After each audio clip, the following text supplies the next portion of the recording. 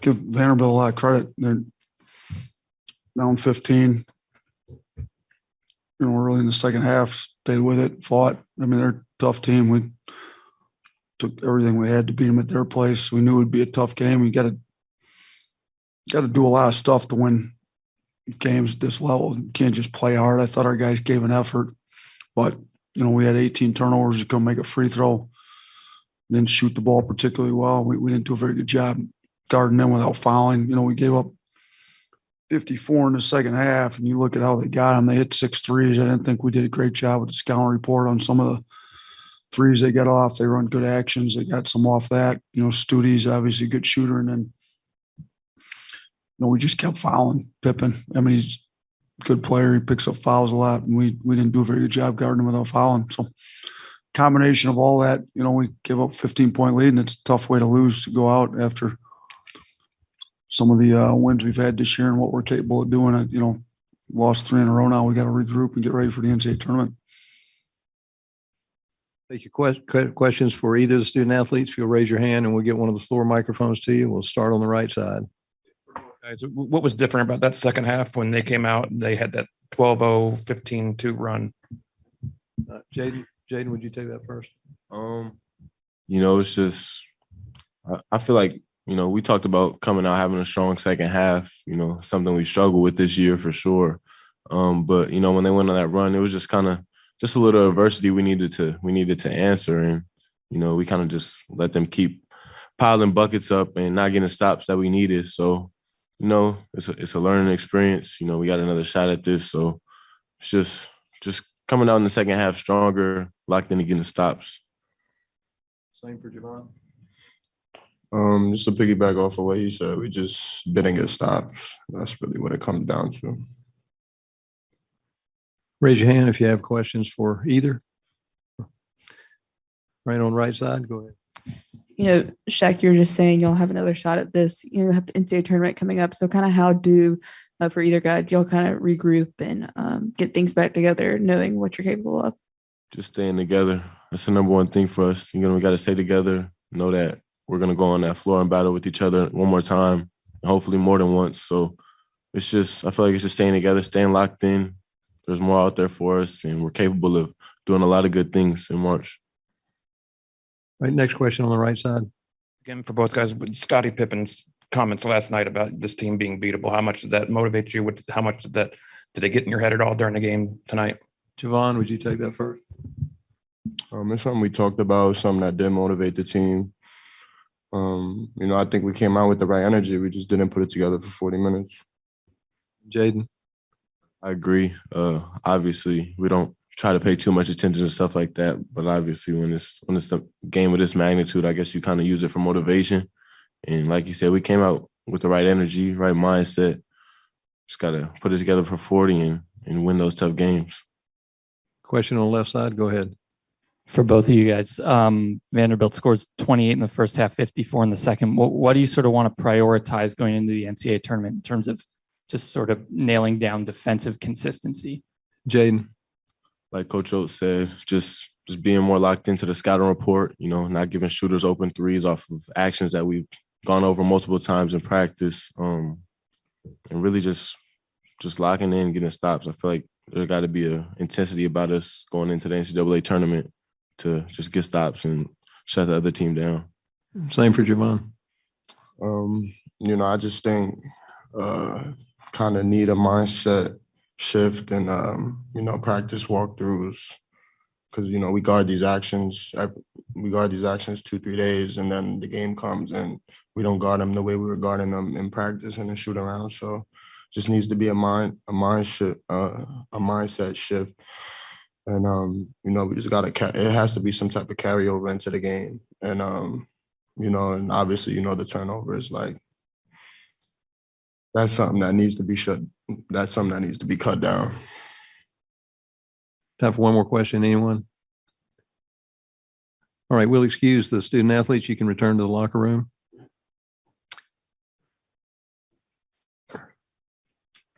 And we'll continue on with Coach Oats. If you'll raise your hand and we'll get a floor mic to you. Raise your hand. All right, start on the right side.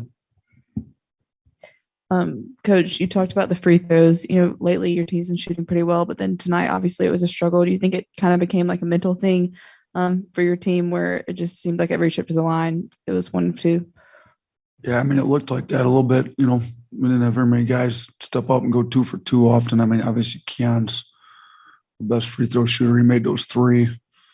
We got fouled on the 3, and I think JD went 2 for 2. It seemed like everybody's going 1 for 2, 0 for 2, and guys getting frustrated. But got to be a little bit more mentally tough. If it's not, it wasn't going great in the first half. I think we were 10 of 18 in the first half. We just need to turn it around and step up and make them. But that's kind of our deal. When you're locked in, I think you're locked in. I think you're taking care of the ball. I think you're stepping to the free throw line, making free throws. I think you're locked into the scouting report. And I don't know if everybody was quite as locked in as they need to be tonight.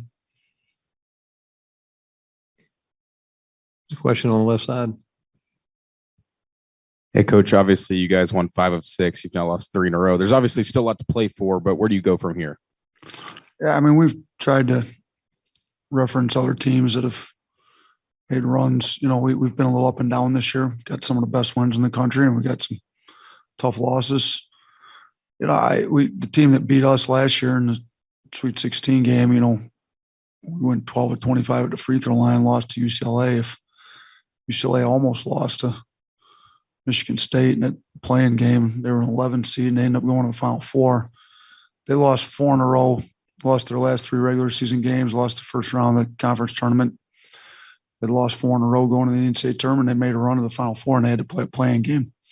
So, I think Gonzaga will probably end up as an overall number 1 seed. They lost to Duke on a neutral, St. Mary's on a true road game, and we essentially played them on a home game. We played them in Seattle, and so we've only team that beat them in the state of Washington. We beat Baylor, who won the whole thing last year. And we beat Houston, who was a Final Four team last year. We've been up and played well against Kentucky, and for large stretches played well against Auburn. Those 2 teams will be 1 or 2 seeds. I think we've proven we can play with anybody in the country.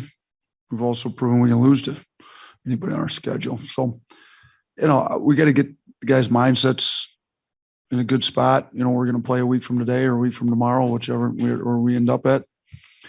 And we got to have a great week of preparation going into it and see if we can't, because we were close tonight. I mean, we make some free throws. We win the game. We take care of the ball. I mean, some of the turnovers are just a little mind blowing. Just kind of handed the ball to the other team, just missed dribbled by some pretty skilled players. So it's definitely stuff we can fix. We got to fix it and see if we can't get on a similar run to what some other teams have done in the past.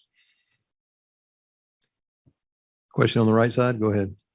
Scottie Pippen Jr. was just in here. He said that one of the assistants or someone in the staff from Alabama was shouting over to him something about before the game about his comments about Alabama being beatable before the game. Is that something you were aware of? And how does that comment, factor into your pregame talk? I didn't know anything about that. Probably not something we want our assistants doing, is talking to the other players before the game. That's probably not the smartest thing to be doing. So address that afterwards here. I didn't know anything about that. Raise your hand. Other questions? Let's come to the front row. Coach, last week after the A&M loss, you referenced the fact of a little bit of a void in leadership with guys like Herb, Petty, and Reese no longer here. Kind of challenged your team. Was there anybody this last week and a half that stepped up either vocally or just in practice? And how important is that going to be as you guys head into the NCAA tournament? I think James Rojas has tried a lot. He plays hard. He's more than willing to talk. He's willing to address guys that aren't going hard. It's, he's got an intensity about him. It's, he made some tough plays for us tonight. Shackelford's been trying. I think he's about the right stuff. He's had a good week of practice. And Quinerly had a really good week of practice. I mean, he had some tough turnovers tonight. Thought the one play he got fouled before the ball was loose, and then he kind of ran over the kid. He kind of was tough. He's in foul trouble. He's not usually in foul trouble, but I thought he really had a good week of practice and was trying to say the right thing. So, we need those guys to lead again this week. We can't be discouraged because we lost a game. It happens in sports. We miss free throws. We got to step the free throw line and make them. But the stuff that's controllable, we got to do a better job with. And need the guys to continue to lead for another week. Let's try and stretch this season as long as we can make it. I think it's a good group of guys that likes playing with each other. Raise your hand. Have time for one or two more. Anyone? Right on right side. Go ahead. How challenging was it to kind of respond to the Vanderbilt run in the second half and kind of manage the rotation when your leading scorers were in such foul trouble? Yeah, I mean, it makes it hard. They're making a run. You've got Shackelford with 4, middle of second half, I think with 10 minutes to go. Keon and JQ picked up 4. I mean, all 3 of those guys had 4 with a significant amount of the game left. So now you're having to play guys that different games of the year didn't play a minute. Jahvon Holt had games he didn't play at all. He's playing pretty big minutes in a huge game for us. I thought he did well in his minutes. We just had to manage the game. That's part of coaching the game. Guys getting foul trouble, you got to manage it. I thought we did a decent job managing the foul trouble. We have to do a better job being disciplined enough to not get in foul trouble.